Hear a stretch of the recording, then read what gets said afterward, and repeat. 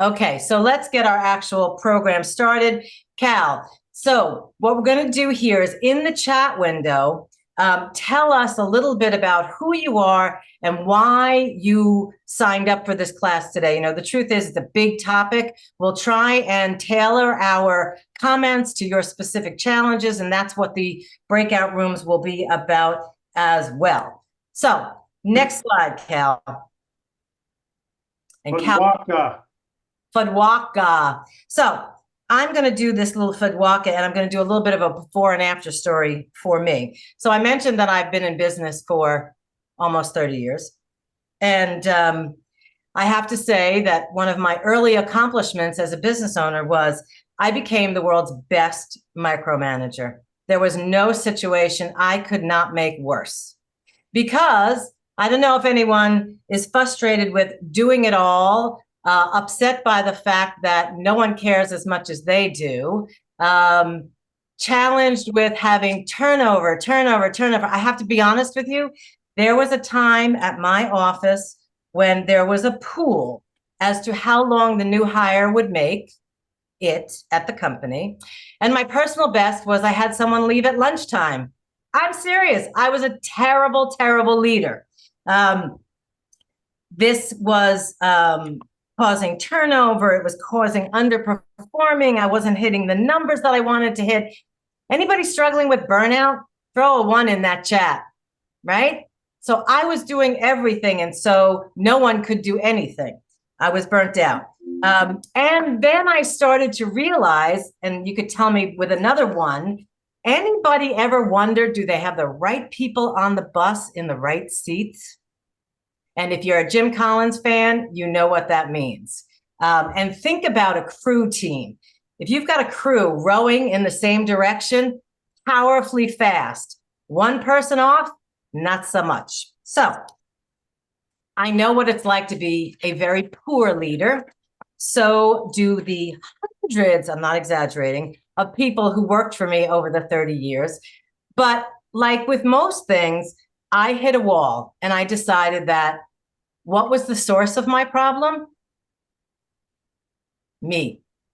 I don't know if any of you can relate to that. If any of you are coming to the conclusion that you might be the common denominator in everyone's underperforming. That's a hard one to admit, so I'll do it for all of us. No chat response required. So let's flip that. What does it look like to be a really good leader? Pop my next slide, Cal. Thank you. So I have become, as I mentioned earlier, what John Maxwell would refer to as a level 4 leader. My role now is not only to lead followers, which is very important. We all need to lead followers. We need people to come together for a common cause and do what needs to be done. But the real explosive growth is when you are raising up other leaders. And when you are able to do that, I am now at a completely different place than I was 15 years ago. I have become an influencer. My phone rings with opportunities like this one. Cal calls and says, hey, do you want to work with me with NJBIA opportunity, which is great. Not only am I steering the ship effectively, but I'm charting the course for the entire team. For me, the core of this has been embracing the concept of servant leadership. Drop me a 1 in the chat if you know what servant leadership is. Awesome. If you haven't read The Go-Giver by Bob Burg, little teeny tiny book, highly recommend it. It's a great book, and it is all about servant leadership. Servant leadership dispels any concept of competition. There's plenty out there for all of us. So I understand now the power of letting go to grow. Anybody struggling with letting go to grow? Yeah, I know. So what happens for me is, having gone through this transformation, and how I went through this transformation was, I'm a student for life. I do a ton of reading. I hired coaches, consultants, and I worked to truly transform myself. And as I look around these days, what I realize is that my inner circle is a circle of fellow servant leaders. It's who I attract. And so not only am I attracting the right people into my life, but I am able to serve others better. I'm raising up leaders. I believe firmly that a rising tide lifts all boats. So how can I go out into the world each day and make someone's life a little easier? And guess what? In the interim of becoming a servant leader, realizing that I have surrounded myself with servant leadership and the magnetism, I have created influence and momentum. It's a very powerful combination. And so what has been happening for me, and this is what we hope to help you do, I'm attracting the right people into my life. I'm hitting my numbers. And honestly, doors are flying open. And I realize that that sounds almost too good to believe. But Cal, have you seen that transformation as well? And am I overstating the value of good leadership? Yeah, Don, I don't think we can overstate it. When I work with my clients and they come in and say, well, so-and-so isn't, or I can't get them to, or some problem is, and I just kind of give them the dead stare back and give a shrug. It's always a leadership problem all the time. Either maybe we didn't do a good job in hiring, or we didn't do a good job in onboarding, or we're not doing a good job in coaching, which we're going to talk about. It's always a leader's problem, always their fault. 100%. So here's what we're going to do to start out to get you working, because this is, as Cal said, this is a masterclass. This means we're not going to be two talking heads. You're going to do some work. There is true value in getting feedback from your peers, and that's part of what we want to do today and throughout our leadership program that we hope you will be participating in. So we're going to do a quick breakout. I'm going to break you into groups of about 5 people for about 5 minutes, and we want you to discuss why did you choose to be in a leadership role. We're going to give you about 5 minutes to chat, and then we're going to come back and ask you to share your reasons and your comments. Yes. I did the breakout while you were chatting. I did the breakout because a lot of people here. Okay. So you're leading the you're doing this breakout? I've got the breakout. All right. So let's go to breakout. You've got 5 minutes. Again, why did you choose to be a leader? And then we'll come back and do comments and feedback. And yes, the word choose is highlighted intentionally. So you can call your colleagues out on that if they're saying, well, I just got stuck in this. So ready, set, here we go. So as you join us back in the main room, and I'm just kind of waiting for everyone to come back in. So as you join us in the room, would you go ahead and type into the chat window why you chose to be in a leadership role? Give us some feedback from what you either already knew or discovered in your chat rooms. So drop in the chat some of your reasons for being a leader, choosing to be a leader. I don't know about the rooms you dropped into, Donna, but a lot of common themes, I thought. And a lot of people were very intentional about it, which I was excited to see. Awesome. Awesome. So let's get that intentionality documented in the chat window. Driving positive change. I heard one person, I think his name was Kevin.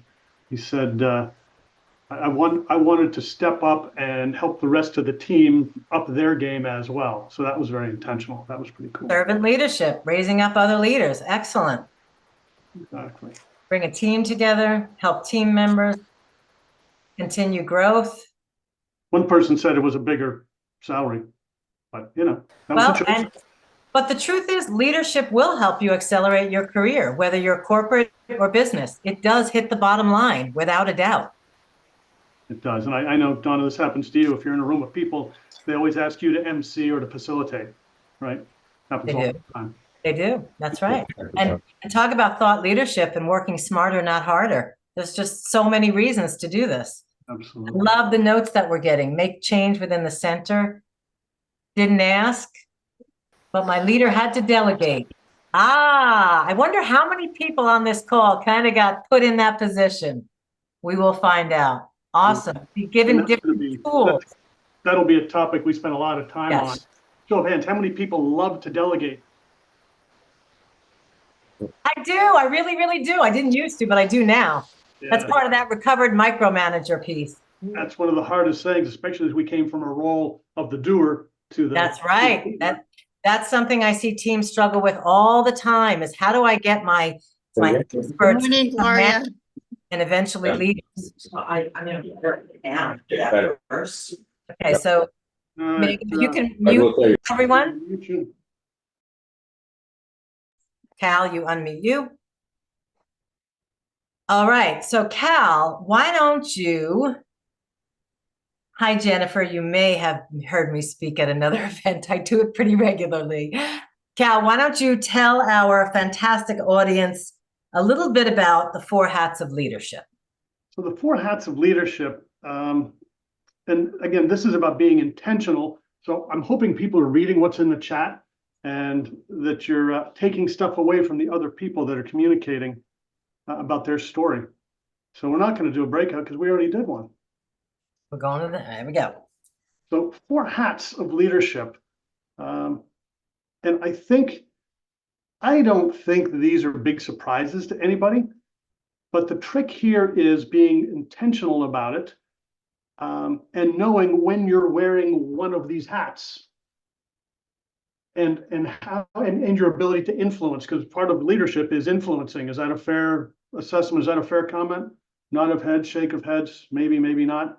So if this is actually color coded very cleverly. So if you look at well, for those who aren't colorblind, that happened a couple of weeks ago. So the top one here, we all have roles in leading the business. In the business leadership, we also have a role in leading other people that everybody commented on and their why.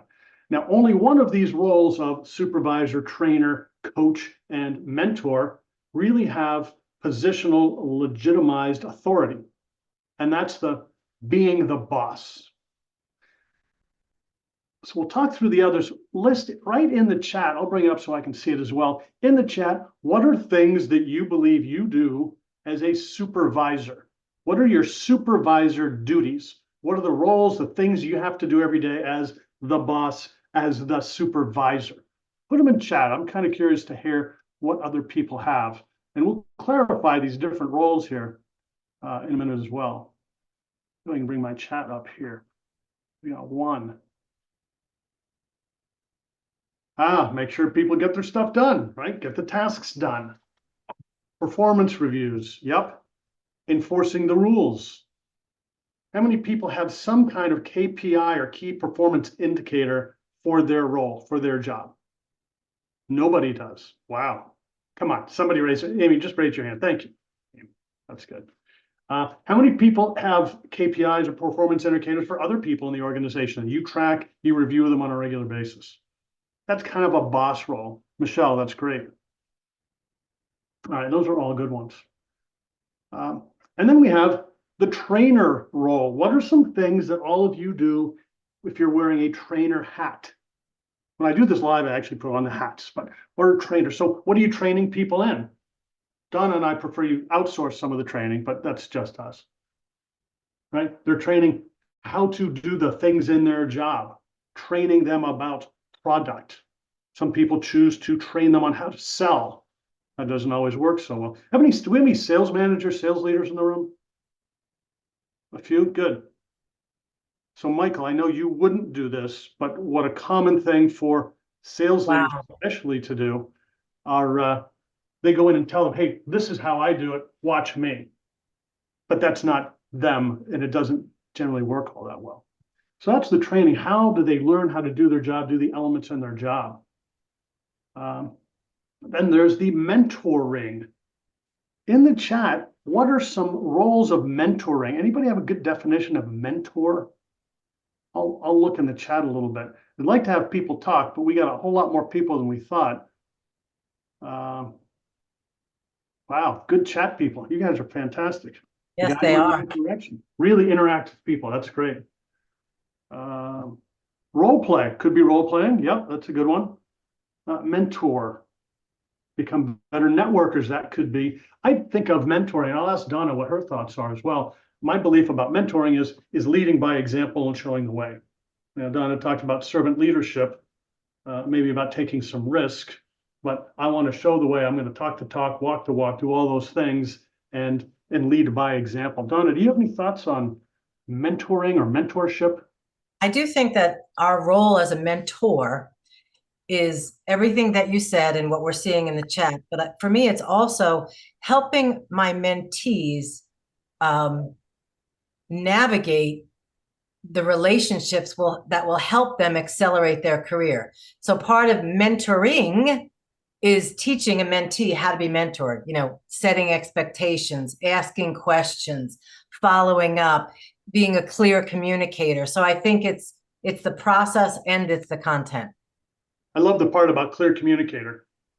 One of the things, and Don is very familiar, we do this a lot together, is we use DISC, D-I-S-C, as a tool for 3 reasons. One, so we can identify, we can have our own self-awareness, which people aren't all that self-aware, right? Those people, those who are leading others, you recognize some people aren't quite aware of how they come across, how they communicate.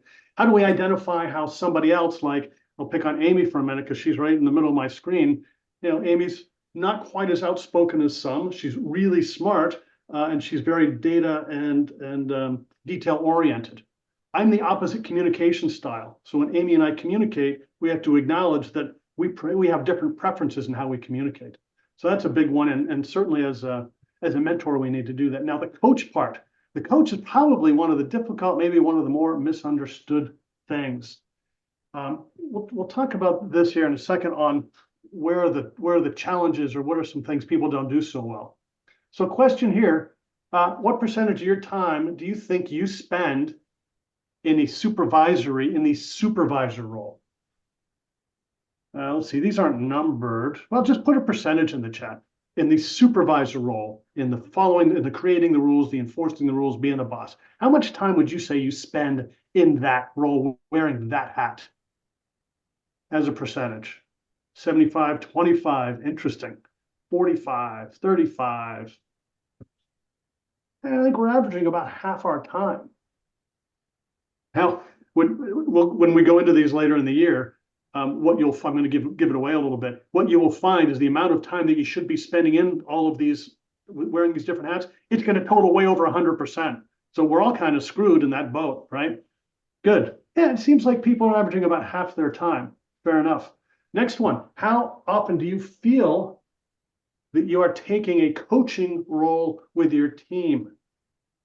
What percentage of the time do you think, there are no right or wrong answers. We're not going to record this stuff and tell anybody like your boss or anybody else. Whoops. Rebecca, wow. Look at you guys, wow.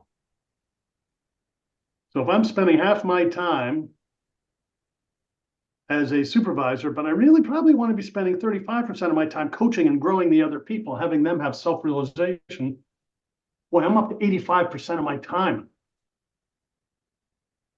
Goodness, if I actually have real work I have to do. And it's not what Sunday afternoons are for, folks. It's not what Sunday afternoons are for. Absolutely not. So really, that's the amount of time we should be spending in it, whether wearing our coaching hats. Again, I think for the second or third session we're doing, maybe in June, Donna, I think is on coaching. I don't remember which is which. So my point here in all of this is to be clear and aware of, and sometimes I might have to say, anybody work with people who are friends, whether they become friends with? A couple people. How about family? Anybody work with family? Anybody work with family that will want to admit it? So here's what I call a talk track. You might want to even write this one down, is I might say to Josephine, hey, Josephine, we've worked together. I've really enjoyed working with you. But I got to put my supervisor hat on right now for a few minutes. Are you going to be okay with that? Josephine's not okay with that. She's not looking. Oh, she is okay with that. Okay. Thanks, Josephine. So I might have to do that. I might have to say, anyway, I might have to call that out. So what are some of the struggles and some of the challenges? And Don is going to call me on being over time here in a minute. Some of the supervisor, some of the boss challenges is a lack of accountability in the organization. Whose fault is it if there is a lack of accountability in the organization? Michael, he's honest. Michael Lewis knows it for sure, right? That probably means there are no consequences. So is there a sense of accountability? Is there a culture of accountability? And that's on us. How many people are ever late to a meeting? How many people expect their people to be on time for all the meetings? Uh-oh, bad mentoring. We have to role model all the stuff. I spend too much time chasing people down. We have an administrator who's wonderful, but she is always prodding people. Are you going to do your stuff? Are you going to show up? Are you going to register? We stopped doing it. We took their chair away. Guess what? They show up. They don't have a place to sit now. Sometimes we don't have a common language within Sandler, and Donna is a fellow Sandler geek also. We've got a very specific language about head trash and about upfront contracts and a lot of things we talk about. And then being inconsistent, right? We got jobs to do too. I can't be bothered with these lame people who aren't being accountable, right? That's the biggest question I have when I go into a leadership session is, my people aren't accountable. They don't hold themselves accountable. Takes about an hour, and then they figure out that it's their problem, not the people's problem. Some coaching challenges. Coaching, just a quick word on coaching. Coaching is not, we have a Sandler thing called the 70-30 rule. For me, I talk too much, so I have to make the 80-20 rule, which in coaching, we're not telling, we're listening. I'm going to ask more questions. So Tracy, for example, she will self-discover. I might say, hey, Tracy, how did that go today? What were the good things that came out of that conversation with a customer? This and this. What would you have done differently? This and this. Why do you think that? Very good. Now she's self-discovering all those things. People hear 20% of what we tell them, and about 80% of what they say themselves. People can't argue with their own data. So I want to create a coaching environment of trust, and ask the questions, not tell them and scold them, and be their critical parent. That's not, coaching is not telling. Training. How do I know, for example, in my onboarding process, how many people, again, show of hands, have a formal onboarding process for new employees or new people coming into a department? And can I say onboarding is not your HR paperwork? It goes way beyond that. It's not here. Read and sign the employee manual. That's not it, right? Right? So have I, in my job description, identified what the skills that they need to have are? Have I done a 2-week, 6-week, 9-week, 3-month check-in to make sure they're getting the training, that they're applying the training? I know this is one of Donna's favorite sayings, hire slowly, fire quickly. But I need to make sure that I'm keeping track of their progress along the way. No time, no budget, right? I didn't have time to. Anybody ever hear someone, well, I didn't have time. We call that poor time management in this world. Right? I was up at 4 o'clock this morning because I had poor time management on Friday. Way it goes. And training sometimes doesn't stick. A lot of my business is in the training world, and you can't teach a kid to ride a bike in a seminar.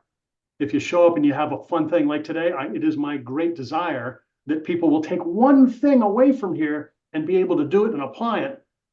But you're not going to master the 4 hats of leadership. That's something we talk about when we're doing training. That's learned change behavior over time. It's got to be reinforced. So last thing I'll talk about, mentoring. I don't have time to mentor. I'm running around like a crazy person with my hair on fire. How many owners of companies have you seen that are running around with their hair on fire? And they're the exception. They don't have to do this. Well, poor mentoring. Well, the boss does it. I guess it's okay for me to do it too. Others, this is a great one. Imposter syndrome. Has anybody other than me ever suffered from imposter syndrome? Imposter syndrome being, wow, we got 92 people in this room listening about management, about genius things, and what am I doing here telling? That would be imposter syndrome. Do I really deserve being in this role? Well, of course you do. You're there. You earned it. You got there. You volunteered for it. We all believe we all deserve to be in there for sure. We're going to do a breakout here in a second. I heard a couple hands up there. We had a couple hands. Anybody see the raised hands, or were you just playing with the buttons? That's what I do. I think they were agreeing with what you said, Cal. They're agreeing. Yes, that they indeed are challenged with what you've presented. Well, thanks for that. Thanks for the, all right, let's bring this back up. So we're going to do a quick breakout. Not so quick, actually. This one's not going to be quite as quick. I'm a trained professional. I've lost all my buttons. Okay. So let me just, yeah, there we go. Great. If we can just bring up that one slide, because we're going to do a 10-minute breakout. We want you to talk with your peers about what type of leader are you? What type of leader do you want or need to be? And what are some of the challenges that are holding you back? So we're going to give you 10 minutes. And what we're also going to ask you to do is to assign someone to moderate, use a timer if you need to, make sure everyone gets to share. And then when we come back, we're going to ask someone from your group to present the challenge or the comment. And because we have such a large group, we probably won't get to everyone, frankly, but the truth is, what we do find, and Cal, I think you probably agree with me on this, is there are going to be common themes. So although, you know, you weren't in the same room with Jane and Joe and Jack and Pete, you're going to see that there will be commonalities. Did I miss anything, Cal? You seldom miss anything, Oh, but that's what we're going to go for. Okay, we got a few people in the waiting room, so we're admitting those. All right, let me do some quick math. Hold on. Are you doing the breakout here? Yep. All right, I will not do it then. That would be fun. All right, so let's see. Where are we? So I will challenge you all, choose a spokesperson. They will be the person with the, don't spend a lot of time on this one, the longest middle name. That's your spokesperson. Well, then they have to share their middle name. Okay, here we go. I'm going to put you in a bunch of different groups, and Cal and I will pop around and say hello, and then we'll all come back together and we'll have a nice feedback, and Cal and I may have a coaching moment or two. Imagine that. All right, everyone, here you go. Welcome back. I don't know, the rooms I was in, they were having way too much fun for Monday morning. Good. That's what I like to hear. We should have fun as we're learning and stretching and growing, because this can be uncomfortable stuff. So we have to make it fun, right? And that was actually, Donna, interesting. In two of the rooms, they said, this is really hard. And Yes. then said, we didn't think this was going to be hard. They're just three dumb, simple questions. But there was a lot of, people were going to a lot of depth, a lot of sharing. So congrats. Good. That's fabulous. That's really great to hear. So we're getting everyone back into the main room. Yay. Here we are, our big crowd for the day. So what we want to do now is we want to ask you, you hopefully assigned a spokesperson from your group. We're going to ask you to raise your Zoom hand, you know, the little reaction thing. Okay, we've got Hope who raised her hand. And what we're going to do is once everyone's back into the room, we're going to call on you. We're going to unmute you. We're going to ask you to share, you know, what is it that the group, what were the comments from the group? Where are you in your, you know, which hat are you wearing? Which hat should you wear? Cal and I will kind of gather that info, and we'll look for those commonalities. As I mentioned, I think we'll find them. And then, I don't know, Cal and I think we'll do a little coaching. If anybody needs any, we may be the ones getting the coaching for all. That's true. That's true. Okay. Is everyone ready? We good, Cal? Let's do it. All right. So Hope, I saw you raise your hand first. So there you go. All right. So I had the longest middle name, and I knew it the second that was the, I have a ton of double letters in my middle name. So it was interesting. A lot of the issues are the same in different ways. The challenges that we heard, and I'm in a completely different arena myself, because it's only three of us, and I work with my mother, and my other coworkers become a very good friend. And so I'm in a whole other little bubble. But for the other people in the group, their challenges are dealing with the staff and inheriting staff who believe that the way they did it is the way it should be done. Essentially, I'm paraphrasing. And so not so much taking to new leadership, or believing that they're better than everyone else and don't need anybody on their team. And the type of leaders that we had in the group are team players, people who think, if I can do it, you can do it. I'm going to do what you have to do. I'm not going to just delegate it and sit and twiddle my thumbs. And just about kind of getting the job done, getting it. Let's just step up and do it. Gotcha. Okay, right? thank And you, this is Hope. a little bit of a stacked deck because there was self-selection. People came here for a reason today. Yeah. All right, I don't know whose hand went up next, but we have a lot of raised hands. We're going to get to as many as we can. And I'm going to go by what's on my window. So Tracy, I'm going to ask you to unmute, and you can share the feedback from your group. Okay, sure. Well, thank you for putting me in a group where I was the only person with a middle name. No one else had a middle Make sure it's name. the longest. I was the longest, yes.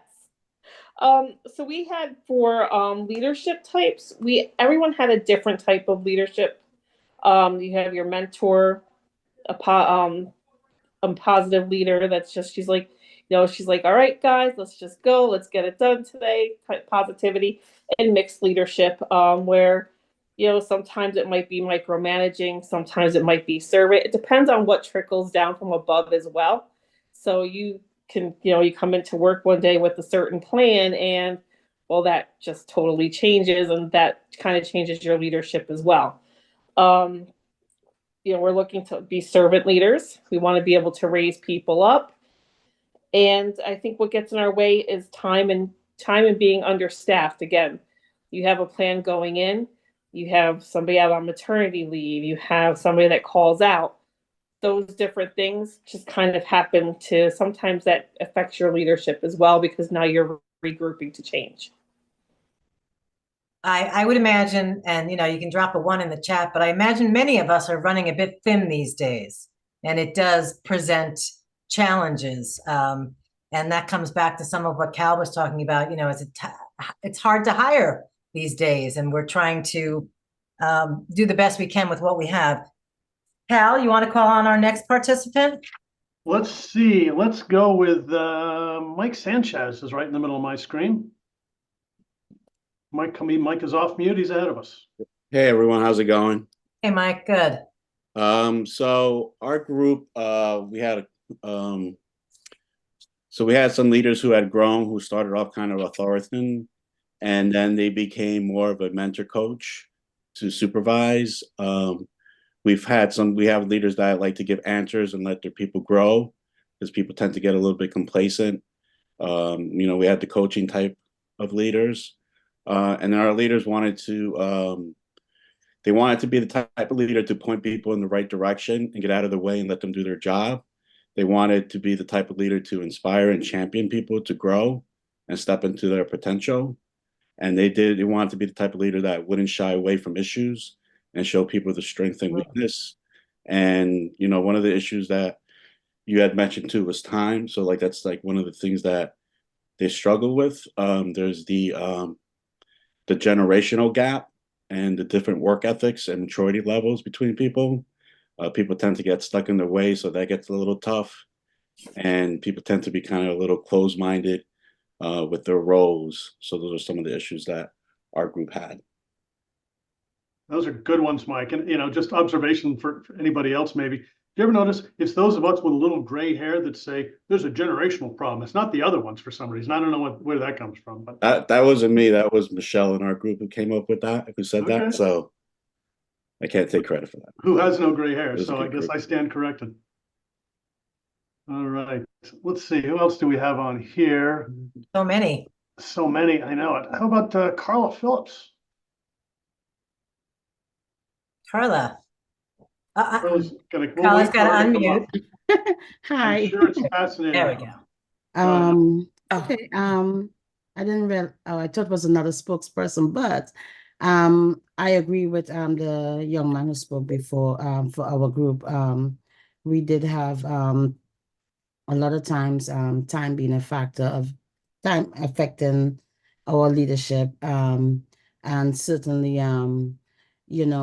for some it was for some of the leaders were more laid back, and sometimes it affects leadership because sometimes the employees may get a bit too comfortable with management being laid back and having them for lack of a better word lack of a better word, having, when they're laid back and the employees may think that they have a right to challenge the final decision of that leader. So sometimes that potentially can be a concern. Also, some were a bit more authoritative, myself, and wanting to be more as one of the leaders in our group, more fun and laid back, but sometimes wanting to say, okay, I lead by example. This is what I expect. This is what I need to see. Boom, boom, boom, boom, boom. We need to get it done. And sometimes, it's okay to bend a bit and not be too hard and be a bit more relaxed in leadership as long as the main goal is met at the end. And our team felt that to come full circle, sometimes we can be a little bit of all, and not just authoritative or laid back or there's so many different types of leadership, and sometimes it's good positive to have a bit of everyone and every type of leadership to help the staff to grow. And time and shortages and being overwhelmed was some of the factors affecting that leadership. So that's about it. Awesome. Lot to think about. Donna, you want to pick the next two? Sure. Not sure we have time for two, but we'll try. Okay, so right in front of me is Sabrina. I'm going to ask you to unmute and tell us what your group had to say. Okay, our group had a mix of some people who were already leaders, and then some people who weren't yet in leadership roles, but were on this session to, gain some skills to ready themselves to be in leadership roles in their organizations. And we had the general consensus of being a fair leader, and making sure that they were the type of leader that modeled their behavior as well. One of the common challenges for a lot of people were time management, and then also one of the barriers that people brought up was the follow through from employees. So that there was many times that employees would, you would say something and employees would say yes, and like say they understood, but then when they went out and were doing, their work or jobs, they weren't following through. And another challenge that someone brought up in our group was just the structure of their company, and how it can be difficult, if you're still trying to be a great leader, but the structure of the company provides barriers. And so, you're doing all that you can do, but especially if people even higher than you aren't really having the same follow through you do. That was a barrier that a lot of people saw as well. And then just things to improve on, or the type of leader that we wanted to be. We talked about also like just being more visible, because depending on the field that some of us were in, it's a little more difficult to be visible. And just, having staff see that, you understand where they're coming from, and you're working just as hard as them. Mm. Yeah, I love that one.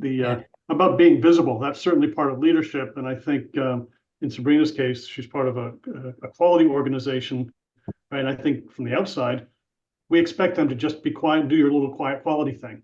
But as leaders, we've got to be visible. We've got to take some risk. We've got to stand up and represent our team if you're in a larger organization. We've got to escalate things maybe around or above somebody who's one of our leaders who's not doing what they need to do, and they're holding us back sometimes. Mm. Yeah, and we've got a bunch of comments in the chat as well. So let's hear from one more group. I think Cal and I are probably already seeing some common threads here. We'll hear from one more group, and then we'll kind of come back and give you some insight. So Ronnie Lee, I'm going to ask you to unmute. You've been patiently sitting and waiting. So go ahead and share with us what your group had to say. Oh, There you go. So good morning to all the wonderful champions on this call. I appreciate all of you. So as congratulations for International Women's History Month, as celebrating for women. I did take the initiative because our team did not volunteer. So I guess I'm the usual volunteer for many organizations. I represent East Brunswick Regional Chamber of Commerce as one of the executive officers. So certainly in our team of 5, we did have some concerns of micromanagers, trying to increase the communication, to collaborate is more effectively, be inclusive. And certainly I represent various cultures. Certainly the Lunar New Year of the Dragon is one for all of you to, I wish upon you prosperity and health for this noble year. And this is how we all engage, to be welcoming to every certain leader, to give them positive reinforcement. Sorry, I'm in the background of another department. Oh, hi, Louise. So sorry. In regard to being empathetic and trying to be understanding of your employees or your colleagues, but mostly to be a positive impact with positive comments. And if you as a leader are unassured, to become more aggressive. One leader said he wanted to be more aggressive, and I said, well, why don't we take that into more a positive assertiveness, right? We're always given stereotypes of being aggressive, certainly not really appropriate, but we can change that mindset of negativity and just create a positive force. So as much as confidence is so valuable, to mentor confidence and giving your colleagues a chance to be a partner. So I really try to, I come from a healthcare background. So as much as now changing into compassion care into business, as leadership in any platform, whether it's sports, serving the community. So that's how I try to engage our team, what they've shared with us. So I'm really proud of our 5 who collaborated and gave me this chance to share their thoughts. So best wishes to all of you. Thank you, Ronnie. Appreciate the feedback. Cal, Yes, ma'am. we've got a lot of feedback here. That's a lot. A lot of comments in the chat, and we've got some great meat on the bone here. Why don't you start us off? Pick the challenge that you would like to share with our group about. Every single group that I popped into said something about time. So I am going to pop up, then we'll stop with the slide business, death by PowerPoint. How many people are active time blockers who do time blocking on their calendar? I know Donna does. We got a couple of hands up. I'm going to show you a really kind of freakish looking time block here. Here's an example. No, here's an example. I don't know. Can you see that colorful thing? It says Cal has started. Oh, there we go. Yep. Is that your calendar? That is one from a point in time some time ago that I took a snapshot of. That's what my calendar looks like every week. Yep, exactly. Now, I'm just going to throw out, you pick what you want. I'll just give a couple of examples. So a lot of colors in here. My favorite color in here is bright green. Anybody want to take a guess what bright green meeting might mean? I read somebody's lips. They said, yes, that is a meeting that may involve the exchange of money or dollars, right? That is a sales meeting with a qualified prospect. I know if I don't have enough green meetings on my calendar next week, Cal did something terribly wrong in the prior weeks, which means for me, I don't have any of the ruby colored, which is prospecting behaviors. I also have some others that are for me specifically. On Monday morning, I have a prospecting block and there are certain things I need to do. Do not call me on Monday morning between 8:30 and 9:30. I will not answer the phone. How many people in this room would miss a meeting either with their boss or with a customer? How many people would miss a meeting with a customer or a prospect? All right, Katie's shaking her head. That's good. I know that to be true for Katie. How many people might miss a meeting that they set with themselves? We got a lot of heads nodding. Now, is that not about the silliest thing that you can possibly imagine? Right? That's the thing. That's where we're planning time. I have a 5 o'clock feet on the floor, no excuses, brush your teeth, pour some tea, go down, plan the week actually on the calendar and get a little exercise and do my journal. I do that every single morning. I don't love it, but it's become habit. Some other time blocks, I have a puke green color here. Intentionally puke green. That is administrative tasks. I generally need to push those to the edges of my day, not in the prime time, not in the morning. Or better yet, delegate them. And there's some other colors in here. Blue for me is training time. Purple in here for me is fun. On a disc scale, I'm a high I. So if it's not fun, I'm not doing it. I've got to have some fun built in. And I know I can build stuff in my week intentionally. If I want to build fun in on a Wednesday morning, I will do it. But I know I have to get the other things done too. So this is just one small, silly example of a tool or a way to time block with colors, however you do it. The trick in all of this is honoring your time blocks. So Christine, if one of my folks comes up and says, hey, Christine, I really need to talk to you about this for about 10 minutes. Christine's going to say, I'd love to talk about it for 10 minutes. Can we do that at 2 o'clock in our regularly scheduled meeting?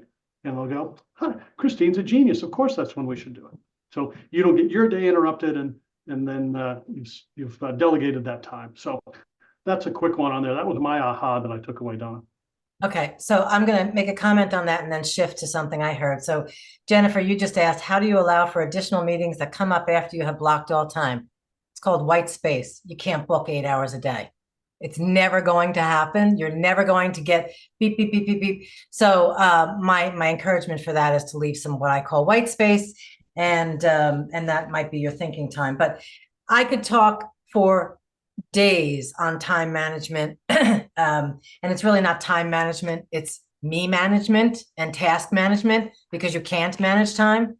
We have a finite amount.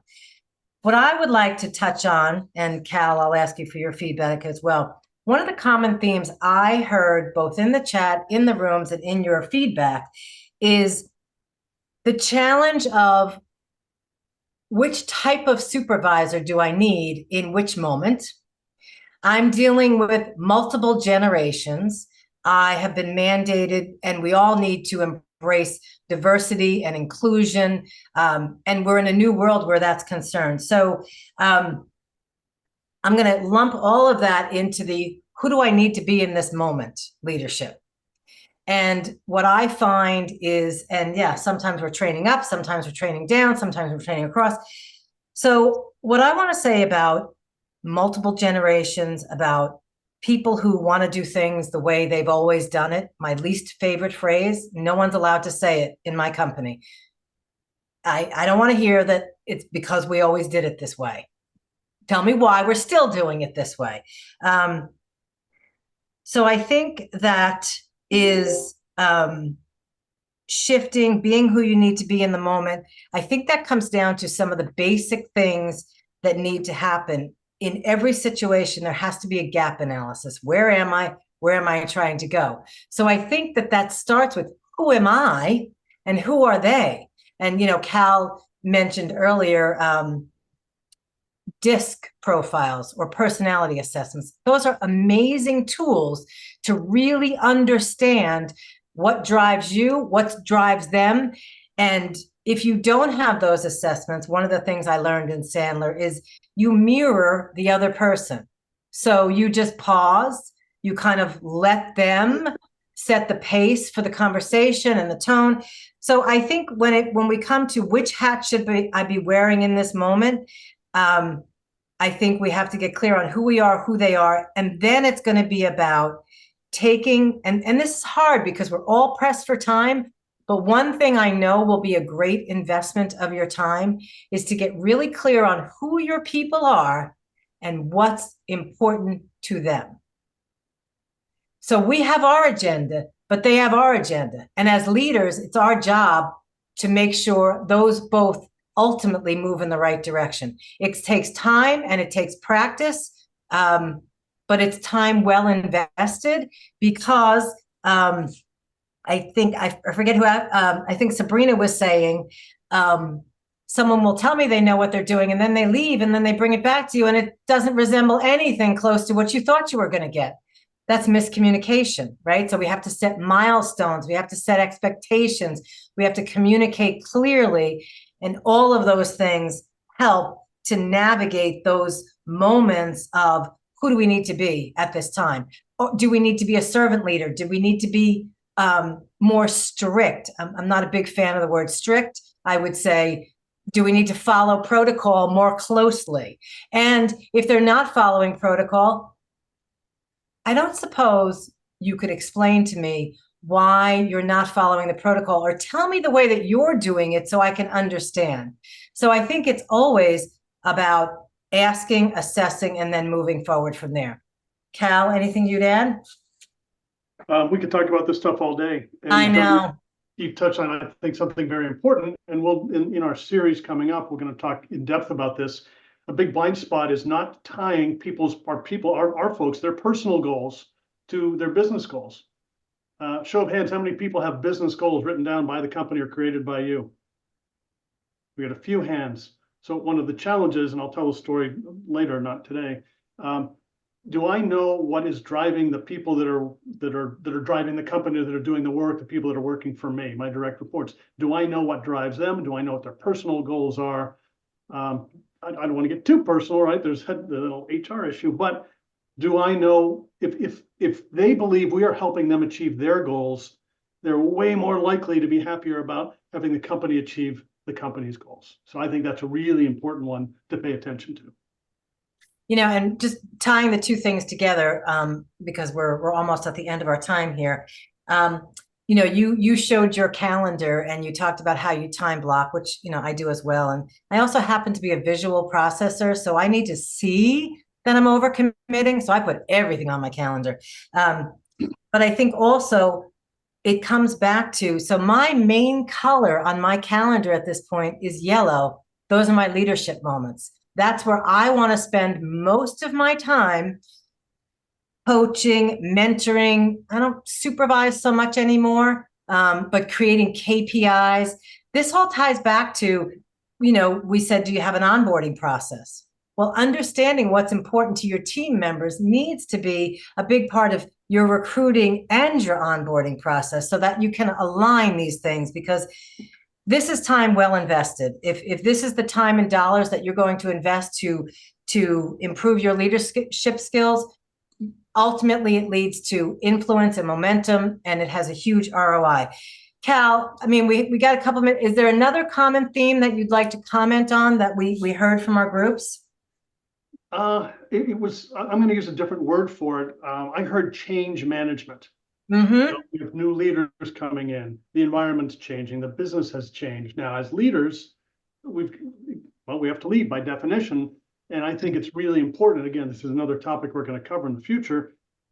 Recognizing in ourselves, in our team, the phases that people go through in their heads. They go about denial, anger, acceptance, and then commitment. And there are a bunch of other pieces in there. We're going through those same things because we're experiencing change. How do we recognize that in us? How do we then recognize it in our folks and help coach them through that? So I think there's a lot of change management going on in every room I popped in, Donna. I don't know about you. Absolutely. And, you know, change is not only people, but look at technology. I mean, AI, it's going to change all of our jobs, and we can't just ignore it. We have to embrace it. That's part of leadership as well, as embracing change. So, Donna, is it time to get some lessons or ahas or some hints from what people are going to go do? Yeah, I'm going to ask you to go ahead and facilitate that. We'll do that for a couple minutes, and then we'll bring Anthony back. And all right, so we did there we go. So in the chat, because we still have 85 people in the room, so it's going to get a little crazy if we do voices. So let's do it in the chat, and Donna and I will read some of them. What are some lessons or some ahas that you got out of today, either listening to us or more likely talking to your peers in the breakout rooms? There's a lot of great discussion in those rooms. So what were some aha moments that you had, or maybe there's something you've identified you're going to stop doing, or something maybe you're going to start doing? Just put those in the chat and we'll read a couple out, because I think this is really important, because Katie may have not been paying attention when Elisa said this genius thing that she said, but somebody else caught it. Millie caught that, and she's going to have that as her aha. So what are some ahas, some genius attacks that you got out that you took away from today? Awesome. Yeah, time management, color coding, love it. That's a good one. You know, the other thing that I always put on my calendar is another block that I make sure I budget a certain amount of time. That's a concept that I use all the time, but I budget time for personal development. So everything I know about leadership, someone taught me or I read. I'm an amalgamation of everything I've ever heard. I really don't know that I have an original thought, but I am a student for life and yeah, leading by example. Exactly. Yeah, that's a good one. I don't know that I've ever had an original thought either, Donna, but you Right. know, Right. anybody steal anything that we've said or somebody else said, here's the rule. If you hear something, some genius thing that somebody said, they get credit the first time and then you own it. Okay. Leading by example, coaching, not telling. Kim, that's a great one. And that's, I have a team of leaders that I do a long session every month, and they have color-coded coaching time. And they've decided on their own, when we're all together, they bring up their calendars and show it off to their peers, the coaching time they got in. And they know it's not telling. So that's a good one. Fabulous. Goals, I like that one. Personal goals for the staff. That's a great takeaway. When interviewing, ask the questions. Oh, I talk about interviewing all the time. Interviewing to values and behaviors, not skills. Obviously, they have to have the hard skills, but values and behavior, I think, is far more important. And, you know, what I'd like to say here before, Anthony, we're going to bring you back to stage. What I'd also like to say, and Cal alluded to this earlier, I am not of the belief that knowledge is power. And I'm going to count this one as an original Donnaism. I believe applied knowledge is power. So we want you to walk away from today's session with a goal. What is it that you're going to do to set yourself on a path to become the leader that you want to be? We certainly hope that you're going to consider participating in the full program. So Anthony, come on up and tell our audience. Let's see, you got it. You got it. So I want to thank both Cal and Donna for a great job today. I give you a nice round of applause. I think everybody can agree to that. You know, again, you've made me look at how I present and how I handle myself as a leader and my actions and the workflow. All of this is going to help you improve. I know that some of my colleagues are on board and they're going to appreciate this as well. So now is the question is this. Do you think that this is something that you'd want to take part of our curriculum for our 2024 Masterclass Leadership Series? The opportunity consists of 10 monthly in-person meetings, 90 minutes each on the third Monday of each month. This begins on April 15th and it runs through February 17th of 2025.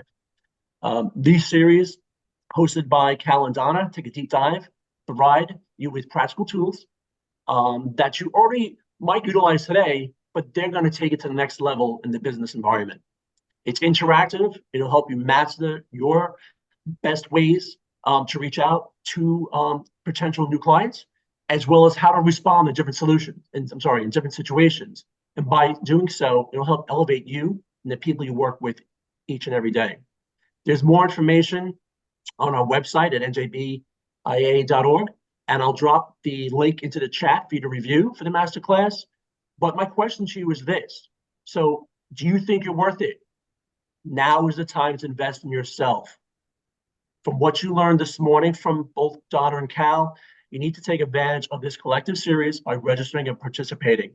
This next step is a small investment that will help provide useful tools towards sales strategies, accountability, and setting both personal and professional goals. Keep in mind that the willingness to master new skills in the realm of leadership helps to leverage the insights and challenges for all of us to continue on our journey. All right. So if you have any questions, please drop in the chat or reach out to me. I put my information in the chat as well. This was a great morning. I enjoyed this immensely from both Cal and Donna. They are the experts. Well, thanks, Anthony. Very gracious. You know, we're not doing this for us. We do it because we're partners with BIA, because we believe the stuff they do. It is a small investment. We're certainly not doing it for that investment. It's probably a single-digit percentage of what it would normally be in one of our programs. So it's a great deal. It's in support of NJBIA. So, and really in support of you guys. Donna, go ahead. And you know, what I really wanted to say is, as I mentioned, I'm a John Maxwell fan, and I'm happy to share some of these insights. And Cal and I are both available. We realized this was a big group. If you want to reach out to us directly and have a conversation, we're happy to do that. And Cal will pop our information. Oh, there we go. Here's what I want to say is law number 3 from John Maxwell's 21 Irrefutable Laws of Leadership. I have the book and the workbook, is the law of process. Leadership develops daily, not in a day. So when Cal first came to me and said, hey, do you want to do this? I said, well, we're going to have to change the format because it takes more time and effort than was currently baked into. It was like a four segment thing. So what I want to say is, Cal and I are very good. We hope that you had a takeaway today. We believe that if you take something from today and put it into action, you will become a better leader. But as good as we are and as good as you are, it won't happen in 90 minutes. So this is about transformation. It's about transferring skills and really having you invest the time that you need to become the leader who has influence and momentum and is achieving the things that they want to achieve. And we'd love to help you do that. That's it. Well said. I've got nothing else. I agree. Info's up here if you want to give us a call, send us an email. Phone calls work better. And go make it a great rest of your week. Congratulations for starting off your week this way. Thank you, everyone. Thank you for investing your time with us. Have a great week. Thank you, everyone.